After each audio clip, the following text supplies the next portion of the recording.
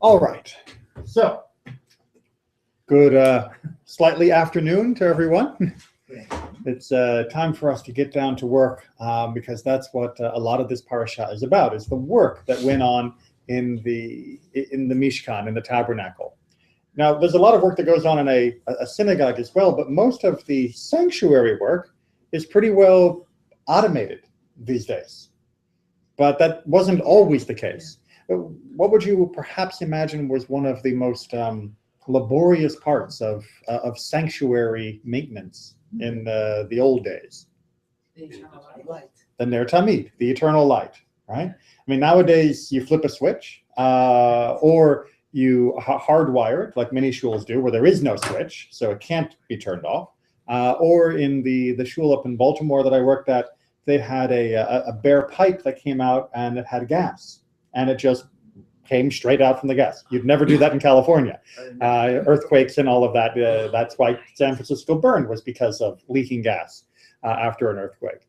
But other places, you didn't have that. No electricity, no just gas piped into your house for more than 200 years ago. So what did you do? How did you have a Ner Tamid that... And keep the fire stoked and going. You keep the fire? So you had like a giant stove? Well, but you had to have a fire that, you had the right amount of wood, get the ash away. Well, I don't know, was it wood, or did they have to first press the olives to get the oil to fill the thing?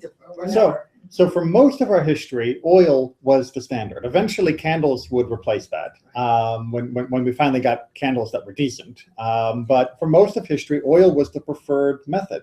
And so what you would do is you would have a small little bowl that would be hanging near the ark, and it would be on a chain. And you'd lower that down, and you'd fill up the reservoir during the week, and the little wick would still be burning, and then you'd haul it back up, and you'd tie the chain off, and then you'd make sure that you lowered it down before it ran out and fill it up again, and that would keep a constant supply of oil in the reservoir, and the wick would always be burning off that oil, which meant that the only really hard part was you had to make sure you kept trimming the wick right without letting the fire go out. You transfer the fire to a new wick and then put that wick back in. It gets a little complicated. How long is the wick? How long is the wick? It just has to be long enough to go into the oil, and then it's a question of, if you just have the wick keep coming out, you would trim off the bits that get finely burnt at the end. Most of the burning you see isn't of the wick; it's of the fuel in the wick. It's of the oil. Just like with a candle, the burning isn't of the wick. The burning is of the paraffin that's being sucked up through the wick as it melts. That's what's happening. It's a whole chemistry thing. And now we're talking Jerusalem, so the buildings are built of stone, because here I'm thinking of a fire near our wooden ceilings would probably not be a good idea. Even that was always an issue. Absolutely, of course. And you want to have a bowl full of oil and a lit wick fall down and smash open in front of your store of Sefer Torah. Not exactly a good recipe for long-term stability, but we had to have a Ner Tamid, right? You had to have this eternal light. That meant that there was this perpetual position of danger. I think it would depend upon the community. I mean, having somebody to be a caretaker, the shamash of the shul, was certainly a common facet of Jewish life for a few thousand years. But whether or not they would always be sitting there watching the light and watching it, probably not. But someone would have had to come by fairly regularly to keep an eye on things, to make sure it was going all right. But why did we have the Ner Tamid in the first place? Says it in the Torah. It says that if you have a synagogue, you need to have a Ner Tamid. Doesn't have to be lit. Does the Torah talk about synagogues? No, it doesn't talk about synagogues. No, okay. Okay. So the Torah doesn't talk about synagogues. So what does it talk about that needs to be perpetually lit? The temple? The light. The menorah? The light? Yes, and Parashat Tzav, page 613. Oh, 613. Oh. I know. Mashiach. Well, in any sufficiently long book, you're going to find a 613. That starts the parsha. Wow. Parsha Tzav means command. Yes. doesn't it? That's right, these are the number of commands. But again, we did talk about commandments quite a lot in this book. Yeah. And we're going to talk about a specific commandment just today. Ariel, are you still on for reading? I will still be on. For Okay. reading. Here we go. The Lord spoke to Moses, saying, command Aaron and his sons thus. All right, so we were talking more about the sacrifices and the inauguration, and now we got some of the specific duties for the Kohanim. This is the ritual of the burnt offering. The burnt offering itself shall remain where it is burned upon the altar all night until morning, while the fire on the altar is kept going on it. The priest shall dress in linen raiment with linen breeches next to his body, and he shall take up the ashes to which the fire has reduced the burnt offering on the altar, and place them beside the altar. He shall then take off his vestments and put on other vestments, and carry the ashes outside the camp to a pure place. The fire on the altar shall be kept burning, not to go out. Every morning the priest shall feed wood to it, lay out the burnt offering on it, and turn into smoke the fat parts of the offerings of well-being. A perpetual fire shall be kept burning on the altar, not to go out. All right, so answer to my question. In addition to the menorah, what is the other eternal flame? The perpetual fire on The perpetual fire on the altar. Okay. How many were there? How How many? Fires. Fires? Okay. Thank you, Rabbinic Judaism, for helping to draw our attention to things that are a little odd. So first of all, we got this redundancy of where we are told that it needs to be always on, and then we're told later it needs to be always on. That should be a little bit of a red flag of that kind of redundant language. We're also told that you use this fire for burning up the olah, the burnt offering, that it turns the parts that were thrown on to the complete ash, and that has to be removed. We know from other places that you also need the fire from the altar for the embers to make the incense, that you put the embers in the incense and you get the smoke. And we're told here that it needs to be continually. Well, as we're going to see, this notion of the altar, according to our sages, is perhaps a little counterintuitive. And then we'll talk about what it represents. But I'm going to jump straight to the handout early on because the Kohanim who did this, not the Levites. absolutely right. You Kohanim actually had to get your hands dirty. Yeah. Yes. Yes. Well, and so this is an important point, which as the handout's going around and before people start reading ahead, the ashes, which is not the main topic of today, but it's still a very important part of this Torah portion. The ashes were considered to be sacred because they were part of an offering that was on the altar. That's why they're being treated with such respect and such dignity. Just because their primary function, which was to be burnt on the altar, is done, doesn't mean you take it and you just throw it in the backyard. They have to be disposed of properly and by people who are able to handle holy things, that are able to handle the consecrated items of the sacrifices in temple. So you Kohanim got to do this. You didn't have to do it per se. I mean, this was an honor to be able to handle these ashes. So they were buried. Right? Yes, eventually they were buried. And we can see, just to step aside from the straight halacha and practical side, we can see here some allegories to the treatment of the human body. That even when the spark of life has departed and the body has served its purpose of carrying the soul in this world, we don't just dispose of the body.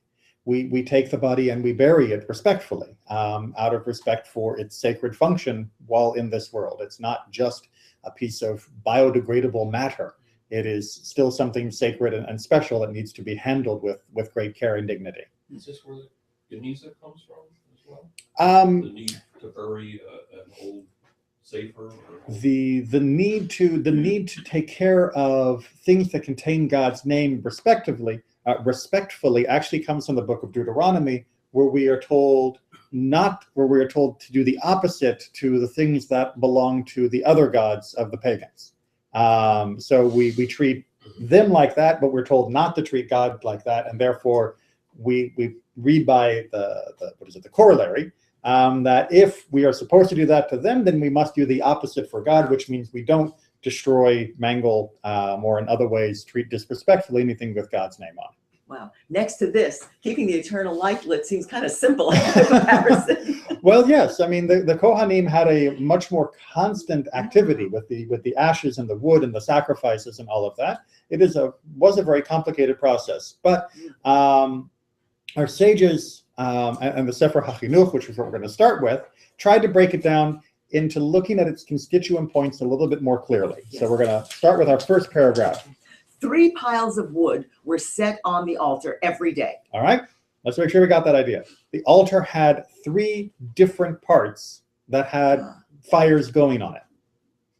The first was large, for on it the daily olah, the burnt offering, was offered up with other offerings. Right, so the olah, which is what we just described here, had 1 pile of wood on the altar. 1 corner of the altar was reserved for that.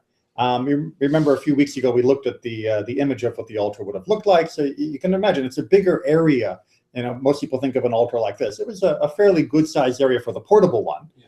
You said about this size? Exactly. And the one that was in Jerusalem was even easier to imagine this happening on. And you can go online and find lovely pictures on Google of, you know, what it would look like for the Kohanim to come up and use the altar and everything. But the idea is in one corner you have the wood that is being used for the olah. That is the wood and the fire that you're going to do the burnt offerings on. The second, by its side, was smaller. From it would be taken fire for burning the incense every day. Right, so incense was offered, and you had to use fire from the altar to do that. And the sages said, therefore, that was a separate pile of fire, because you wouldn't be taking from the olah pile in order to burn the incense, because you would then be mixing the ashes from the olah and all of those things with the other. So there must have been a separate pile that was just used for the incense, and those embers that were used to then turn the incense into smoke. So now we've got 2 piles of wood that are constantly burning.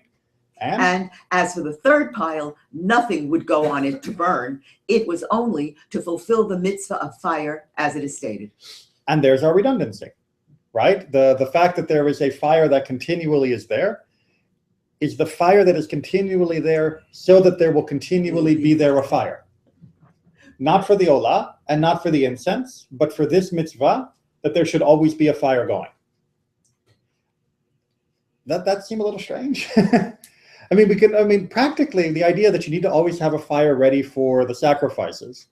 I think most of us can agree that if we lived in a pre-electric start button society, you would want to always be able to have the fire going. Has anybody here ever done a camping or lived in a wood cabin with a wood stove or things like that? Yes. A little bit. And when you bank the fire at night, not so much camping in a national park, but I mean, you know, sort of for your own personal camping, you always make sure that you help cover the embers to keep them hot, so that you can start your fire in the morning much, much more easily. You never knew this? Okay, how are you going to live in Poland if you don't know these things, right? You want to wake up in sub-zero temperature Poland and start your fire by rubbing 2 sticks together. Right? No, you want to take the embers from the fire that you had going all during the day to keep you warm, and you want to be able to just put some sticks on them, go, and boom, it comes back up so you can get the warmth going to maximum heat as quickly as possible. So we understand why there would be one. And okay, we don't want to mix the fires between the olah and the incense. So okay, 2 piles makes sense, but a 3rd pile just to have fire for fire's own sake seems a little weird. Yes? And yet that's the one we end up with in our sanctuary. Right? Because we can't do the olah, so we don't have a fire because of the sacrificial reasons. We don't do the incense, so therefore the fire isn't for that. The fire that we have is to commemorate the mitzvah of the fire that burnt on the altar all the time, just so there would be a fire. Not that it was going to be used, but in fact couldn't be used, just that it should be on. Make sense? Well, kind of, because if you're using fire, you have the chance that something could happen and it could not go out, but I mean, it could be less than perfect. Belt and suspenders, right? It's right. What happens if the olah went out? We would need to restart the fire. And we'd have to have a fire that was on the altar to restart it with, so that it really hadn't gone out. That's how I kind of see it. So it was the backup fire. Right. So they could use that in case the first fire went out? Well, we're going to have to get to the question of where did the first fire come from? And by first fire, I'm not just talking about that movie with the cavemen with the quest for fire. I'm talking of where did the first fire come from that lit the altar? And we're going to get to that. Okay, so don't worry. That's not a test. That's a foreshadowing. Rashi said, this perpetual fire lights the perpetual fire of the menorah. All right, so Rashi, picking up on the redundancy, says, what other perpetual thing do we know about? As you all mentioned, we also know about the menorah. So maybe this third fire did have a job. And it was from here that you would light the fire that was needed for the menorah. Reasonable assumption? Then it gives it a job? Okay, maybe. That's it. Okay. Some tilted heads in the room. Just practicalities. This is the Mishkan we're talking about. This is in the Mishkan, yes. This is pre-temple times. When we move the Mishkan, Yes. Is it still burning? Wait for 2 more commentators. You said not to read it. And you are proving you didn't read ahead, because if your eyes had glanced down, you would have answered your question. But thank you for asking the question, because it shows that it shows you that the answer that's about to come was for a real question. Wait a minute, what happens when you schlep the altar? Yeah. Is when you're schlepping it, is there fire on this thing while you're walking through the wilderness? How do you schlep a stone altar that size? Yeah. The phrase kept burning is repeated to emphasize that it is perpetual. So Ibn Ezra takes a little bit more of a straightforward approach and says, the reason why we have this idea of it being tamid, of always being on, is to make sure that it is always on. It's just doubled up for emphasis. And that's all that's happening here. But it's still an important emphasis. And indeed, for those of you that have come to services here when the light bulb has burnt out in the Ner Tamid, it is unsettling to be in a sanctuary where the Ner Tamid isn't on. And it's not a quick fix in many cases when that happens. You got to get the ladder out, you got to get the bulb up there, and it's really fiddly. And that means sometimes if it happens, for example, on a Friday, it's not going to be fixed usually until Sunday, and you go a whole Shabbos where it's not lit.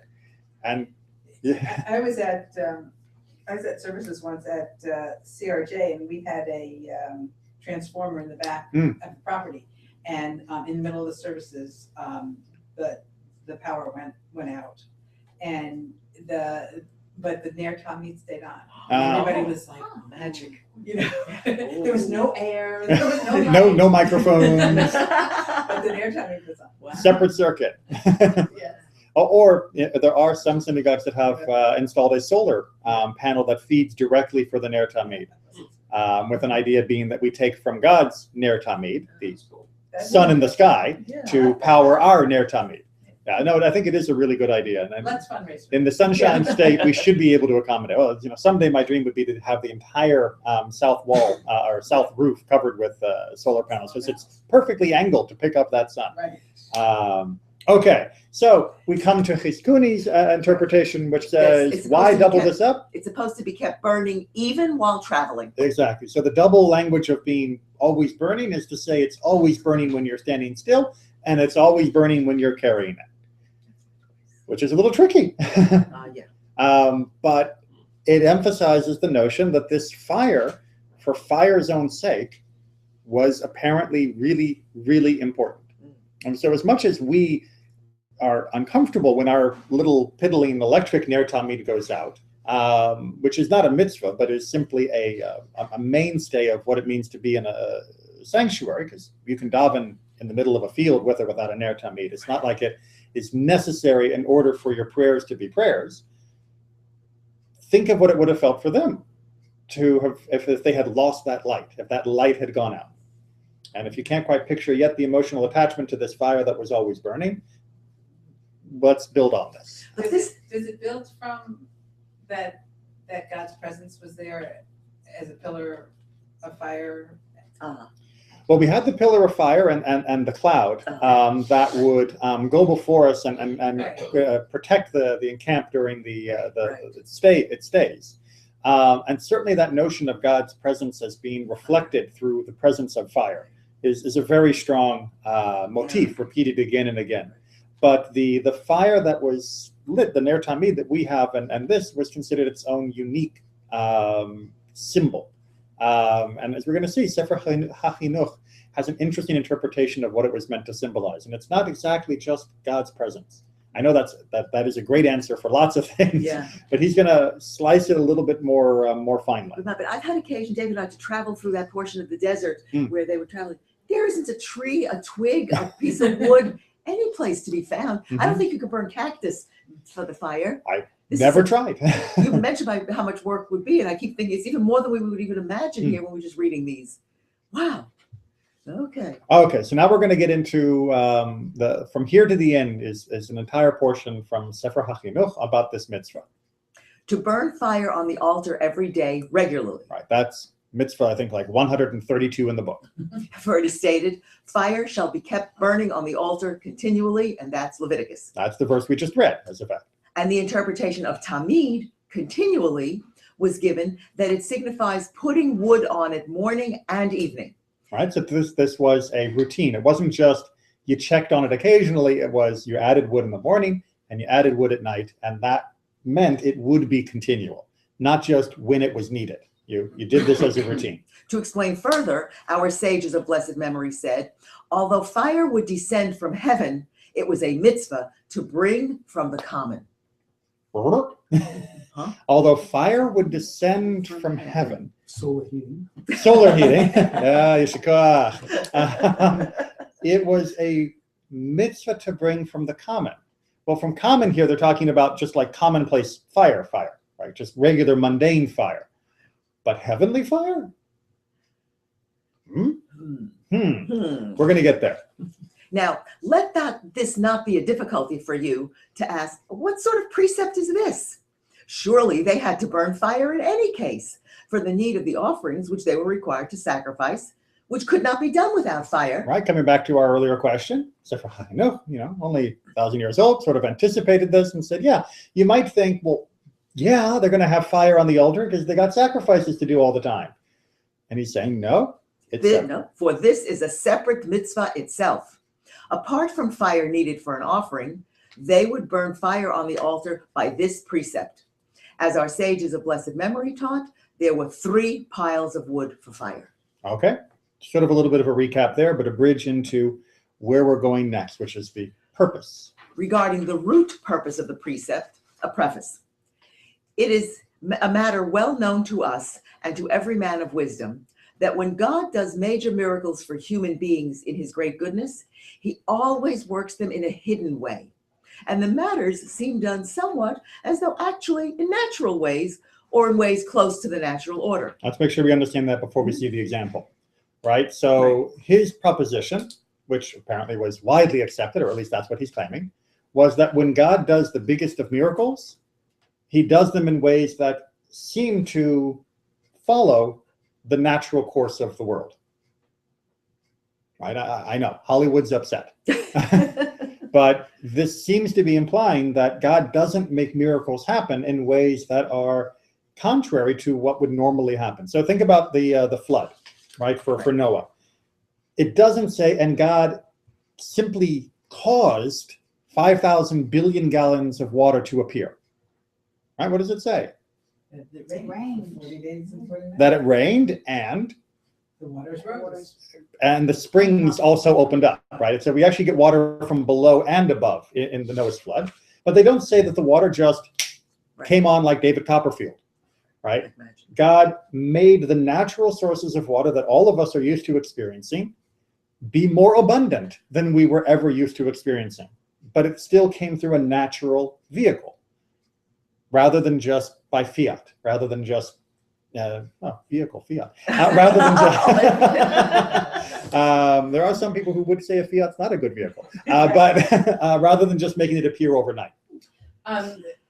Along the same vein, I remember as a younger person, being in a class one time, and the rabbi was saying that the same idea of miracles being a part of the natural order of things, and the miracle is that you're at the place that you, and the miracle occur, and so the miracle is that everything comes together as Right. opposed to there was some act aberrant of nature. Right. It's more of the timing Right. than necessarily the method by which it came to be, which is going to lead us to our paradigm of great miracle. For even about the miracle of the division of the sea, which Right? was Very a- appropriate coming up for Passover. That's right. Which was a renowned miracle.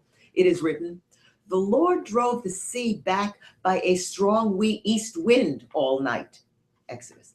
Those with intelligence will understand that this matter of hiddenness is on account of the exalted state of the Lord and the lowly state of the recipient. So we'll come on for a second on that last sentence. But let's make sure we understand what he's saying about the parting of the sea, right? Yeah. Did you ever think when it talks about the parting of the sea, why bother mentioning a wind? Why didn't it just say God put his hands down and went, whoop, or God just concentrated really, really hard, and that's the universal sign of telekinesis, and made the waters part? Why mention a wind? To give an idea that there was a natural flow to the parting. Now, that it happened was still miraculous, but it seems to be happening in ways that can happen, that can normally happen. And again, to come back, as Kathy mentioned, it was the timing that was the most miraculous, not just the fact that it happened. You know, a parting of the sea when no one's around, does anybody hear? It doesn't really count as a miracle.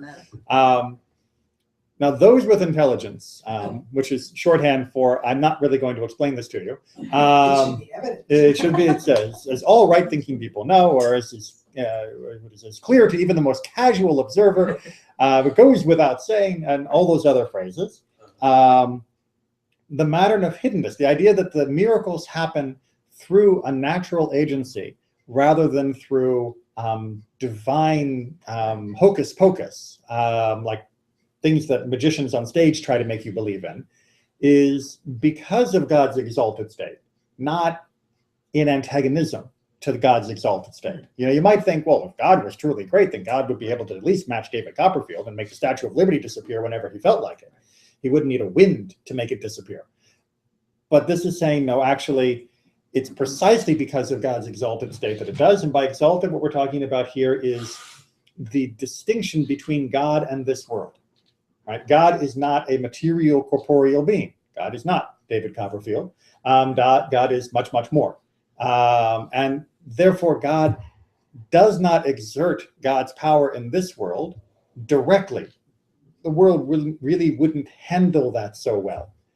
Instead, it has to work through an intermediary of this world, i.e. the forces of nature or human agents as we choose to align ourselves with God.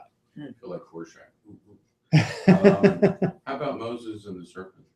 How about Moses and the serpent? That was pretty direct. That was pretty direct. And you turned it into a snake. And you do find other examples, but the fact remains there still had to be a staff. That it wasn't Make it out of thin air. right. The snake didn't just materialize, you know, like the Star Trek transporter. Between him and Pharaoh when they were up on the stage. Well, between him and the wizards of Egypt, exactly. And it is pretty direct, and definitely there were miracles that were on demand in the sense that the sea parted, the Nile turned to blood, the locust came, the hail fell, the slaying of the firstborn. All of these were scheduled and done at certain times. But the notion that God would reveal or interpose God's self directly in the world without any intermediary, whether it be a stick or whether it be dust for the kinim, the lice, whether it be the wind for the sea, you don't see that. There's always something that happens as a buffer between God's direct power and the result that is being caused. So it can be direct and it can be impressive, and no one should think that the crossing of the sea wasn't impressive. We'll talk, by the way, about the historicity of this on Sunday's Conversations with the Rabbi. But that doesn't get, that's not reduced by the fact that it happened through a natural intermediary. And what's the second half of this? And the lowly status of the recipient? If God were to act directly in God's full glory and greatness, we would not be able to survive.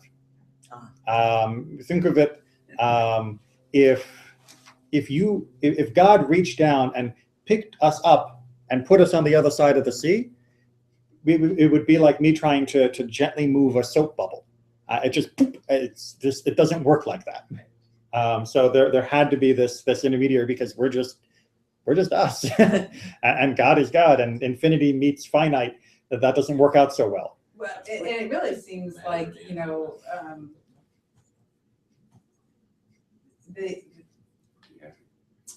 don't know if I'm going to articulate this right, but to not see God as a magician, to not think that we have some influence over God acting on our behalf. Right. That there is the world that God sets in motion and is interested in, but does not push buttons or doesn't push buttons at least in a direct way. With regards to pushing buttons in this natural intermediary way, there's much more conversation, discussion, and philosophy to go into, but not today. Right. But I mean, definitely God doesn't just play the role of sorcerer supreme, of just able to out-magician other magicians. That definitely is being pushed down here. And the obverse is being heightened, which is we should be able to recognize miracles even if they look natural, even if it just looks like it happened.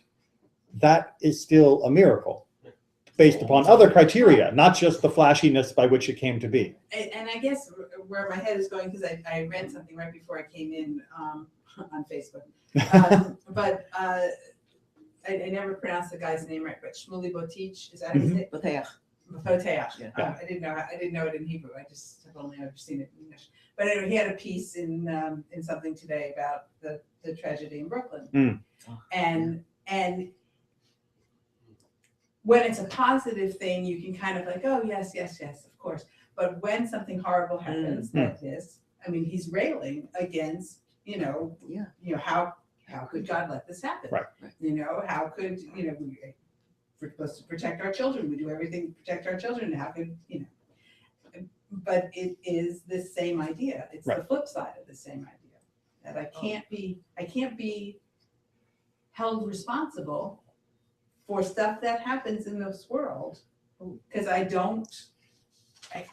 we shouldn't be, what you're saying is we shouldn't be angry that God did not put a force field around these children that were, around the hot plate, or should have triggered the smoke detector that wasn't there, or all the other things that conspired to create this catastrophe. We can't hold God accountable for not miraculously magicking this all away. And that's true. We can't. We can hold the people who chose to have an unsafe environment responsible for creating that. And if it was just an accident, it was just an accident. If it was negligence, then, God forgive them for what they did. All right, got to move on. We're on the back page. For this reason, he commanded us to burn fire on the altar, even though flame would descend there from heaven in order to conceal the miracle. Okay, so even though the fire on the altar is going to come from heaven, we're going to get to that. Okay, we still have to light our regular fire. We still have to do the mitzvah. Even though our fire isn't what's really burning, we still have to do a mitzvah that parallels what is. Okay, this is a little bit odd, because what do we mean when we say the fire came from heaven? Well, even evidently, the fire that came down there was not perceived in its descent, for the reason we have stated, except on the 8th day of the inauguration, the fire of Gideon and of Manoach. Okay, so we have three examples, in addition, one that was left out, which was the battle of Elijah on Carmel, of fire coming from heaven to an altar to consume a sacrifice. And what Sefer HaChinuch is saying is, that's how it worked for all the sacrifices. Every sacrifice was consumed by a fire from heaven. It's just you didn't get to see it. It was there, but you didn't see the fire. And we had a separate mitzvah to light our own fire. You're all sort of smirking. Don't count miracles, do the footwork. So don't. Well, we're going to get a little bit more complicated than that. But yes, one of the basic principles in Judaism is we don't rely on miracles because we have to do the footwork. But this is saying that, pardon my crude drawing of an altar, that if you have your wood here, you may think that it's the match that is lighting the fire that's going to burn up the sacrifice. But in fact, it is fire from heaven that is consuming all of that. You just don't see it. So what's the difference in these three that you do see? Special circumstances. The inauguration was the inauguration, Okay. right? And that would have been the first fire that would light the altar, which means who lit the fire that was then carried throughout the 40 years, set up in Israel for the Mishkan, and then transferred to the altar in Jerusalem. We Yeah. didn't like it. Yeah, that is the subtitle for this one on the YouTube clip. Right? Who, we didn't start the fire. Who started the fire? Who lit the first one? God.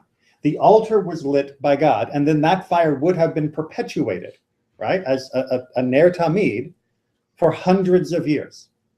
Right? You never had to relight the altar until the destruction of the first temple.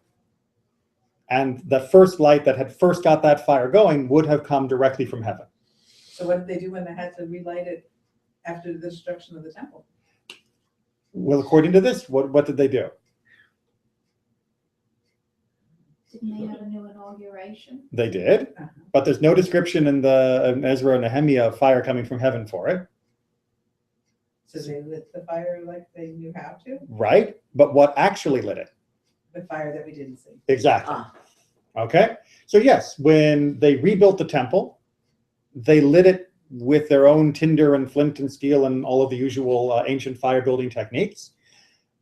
But that isn't what actually lit the fire. What lit the fire was the fire you didn't see, which was the fire from heaven. So this idea that you have a continual fire that is working from heaven to light the altar, but most of the time you can't see it. It's only in certain flashes does it actually appear to the human eye. But we still have a requirement to light it. Is this amazing confluence of both faith in what we can't see and action to ensure that it is. Well, it's at the risk of sounding, all chemical. I mean, there is, if there's no oxygen, there's no fire. You don't see oxygen. Right. There's this continuous source. Absolutely. The fires are continually being fed by something other than wood. Right. Because you can have all the dry tinder you want, and you can even put a match to it, but if it's in a vacuum, Right. nothing's going to happen. It's not going anywhere, and the match won't even light. And that is a very chemical way of looking at that. There has to be this additional source to make it go. But there's also a notion here that what we are doing on a physical level is being mirrored on a spiritual level. And that the altar wasn't just a place where we did barbecue. That the altar was the meeting point, the nexus between humans and God. That the fire that we built there was mirrored by God's fire descending to us, which means we got to come back to this idea of fire. And Sefer HaChinuch, in his brilliant summary, does that for us. It remains necessary for us to convey what the significance of the mitzvah was to kindle fire on the altar, apart from the fire needed there for the offerings. Right, because we got to come back to this third pile, which is, why was there fire just for fire's sake? What does fire mean? We would say, by way of the plain meaning, that in substance, it is akin to what we wrote about the precept of the lechem panim. Right, the showbread or shoe bread is sometimes you see it Yes, translated. that's right. Right. That's SHEW bread. It's some Yes. special Old English form. Which only matters if you speak Old English, which That's most right. of us don't. So I figured lechem panim was a lot easier for us to understand. That man is blessed according to his activities in which he engages for the goodwill of his creator. All right, let's make sure we understand that sentence. Right, a person is blessed through the agency of his activities. If you do nothing, you get nothing. right? I think we might have heard this as God helps those who help themselves, Right. right? It's a little bit more robust spiritually than that. But basically, you have to act in order to create opportunities for godliness to be in your life. And if you don't act, it's not going to happen. It's as the old joke goes with the rabbi who goes, God, let us win the lottery because we need to fix the roof. God, let us win the lottery, we need to fix the roof, week after week after week. And finally a voice from heaven says, so Rabbi, buy a ticket. Right? If you don't even buy the ticket, there's no way you can win. That's actually a slogan, I think, for one of the lotteries. Right. And I'm not promoting the lottery, by the way, but it's a good joke. And it really emphasizes this notion that we have to play our part, if only to give God a cover from behind which to play. Remember, God only behaves through the natural world, through natural activities. If we remain inert, there is no opening for God to then act in this world. Does that make sense? Right? Making sure that we see how our action becomes a vehicle through which miracles as big or as small as the crossing of the sea becomes possible, but our inactivity closes the door on God's ability to act in this world. Right, and this idea is, you hear it several different ways, and one of which is that God exists in this world in our relationships with one another. That it is by us doing for each other that we feel God's presence in this world. Right. So to give a very concrete example, if somebody is sick, if they take medicine, it provides an opportunity for a miracle to happen. If they just sit and say, no, it's okay, I don't want to interfere with God, and I'll just wait for a miracle, it's actually making it harder for the miracle to happen. Right. That's another joke. Yes, Yeah. that's another, yes. That's it on the roof. Yeah. Yeah. I sent the boat, I sent the car. That's right. Okay, onward. By this approach, we said that blessing would be manifest in all mundane bread on account of our occupation with a mitzvah of the sacred bread. As you might say, by way of analogy, the blessing spreads through its kind. Okay, so then he begins to introduce this notion that by doing the blessing, by doing the mitzvah and the blessing, therefore, of the lechem panim, we are, in a sense, creating an opportunity for other bread to also be blessed. And therefore, the idea of bread, of course, is a staple for life and sustenance in general, not just bread by itself. It's not just, ooh, that's great sourdough, but it's, the whole thing which sustains humans, called food. So by doing the lechem panim, we are creating a vehicle that other sources of sustenance can also then be blessed. It's like connects to like, right? So that means we're going to be connecting to fire to fire. Similarly, the occupation with the religious duty of fire every day was that man should be blessed in regard to the aspect of fire in him. Okay, there's a little fire in all of us, right? That's what is being said here. And by taking care of the ner tamid, you are ensuring a blessing for the fire that is within you. Now, what is that fire? He's going to go on. Yeah, what is this fire? It is the nature in humanity. For out of the four elements in humans, this is fire. And it is the chief one of the four, since with it, man is strengthened and can move and function. All right, so what are the four elements? Earth, air, Not just the band, right? Yeah. Right, earth, wind, fire, and water. fire, and earth, wind, fire, and water. Exactly. I don't remember the exact order for the band, but but those are the four elements according to ancient philosophy and chemistry and of what it was for its day. And the notion here is that within us, we have all four elements, but fire is the chief element within humanity. And it is the element that gives us our strength and that gives us our will, our ability to have energy, to move and to function. I mean, we still use the same way idiomatically in English, right? It's, you got a fire in your stomach. You can see the fire in his eyes. You got to fire up the soul. Right. It's just, the we use blessing of heartburn, yeah. the blessing of heartburn, exactly. We still use the same, same metaphors with the same idea. And the notion here is that the fire of the ner tamid was meant to bring blessing to that fire. Let me just make sure that doesn't mean the recording died. We're okay. Okay, so that means that we're talking about the blessing of fire for that fire within us. And blessing, therefore, is most needed in it.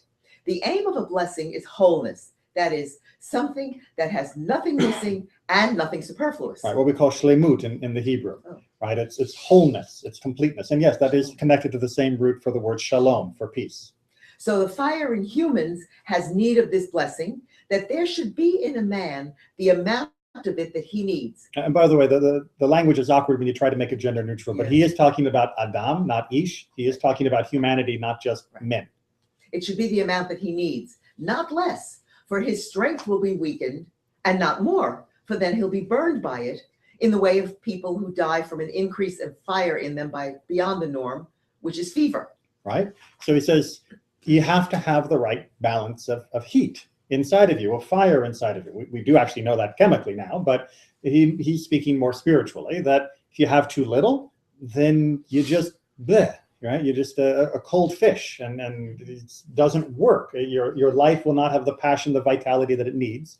And if you have too much, you burn too hot, you burn the candle at both ends, right? You burn out before your time, crash and burn, all these phrases we still use, and then you die. So you want particularly to make sure the blessing of fire comes at just the right proportion. And the Ner Tamid was the vehicle by which that came. The sons of Aaron added fire without being commanded. We get that next week. Hence, fire was added within them, and they were burned. For according to a person's activity will his punishment come, or the blessing of the Lord will rest upon him. Right? So our activities become the vehicle through which God interacts with the world. And if you act in certain ways, then it creates an opportunity for blessings to flow into the world. And if you act in other ways, it creates a negative harmonic, if you like, that creates very, very bad consequences. And that's why our activities matter, right? We're not just doing a bunch of pantomime. What we do becomes these openings for God's manifestation in the world. And the Ner Tamid became this symbol of having the correct balance of fire within you. Okay? And therefore? Among the laws of the precept, there is what the sages of blessed memory said, that although fire would descend from heaven, it is a mitzvah to bring of the common fire. Right. So he finishes in this section from where same way he began, which is that we have this mix of fire from heaven and fire from us.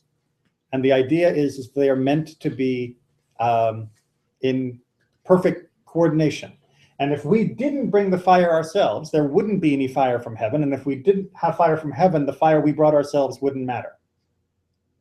But we don't always see the fire that comes from heaven.